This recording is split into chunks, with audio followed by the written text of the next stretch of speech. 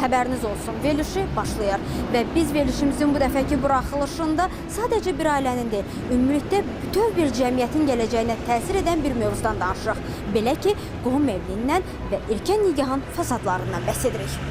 Erkən nikahların yaranmasının bir neçə əsas səbəbləri vardır. Bu səbəblər həm sosial, həm iqtisadi, həm mədəni amillərlə bağlıdır. İlk olaraq deyə bilərəm ki, təhsil səviyyəsinin aşağı olması, valideynlərin və gənclərin erkən nikahın mənfi nəticələri barədə məlumatlı olmamağından irəli gəlir və bunlar gələcəkdə yaşanacaq problemləri anlamadan bu işə yol verirlər.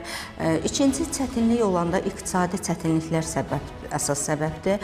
Deyə bilərəm ki, bəzi ailələrdə maddi çətinlik aşağı olduğu üçün onlar evlənməyə, övladlarının tez evlənməsinə qərar verirlər ki, düşünürlər ki, bu ailənin biraz qızımız köçsə maddi yükünü azaldacaq və demək istərdim valideyn yükünün nəzarətinin daha güclü olması. Bir də ki, bu bəzən valideynlər zorla öz övladlarının əvəzindən qərar verirlər, öz övladlarının əvəzindən sövdələşmə eləyirlər kimlənsə, uşaqları erkən nikaha vadar edirlər.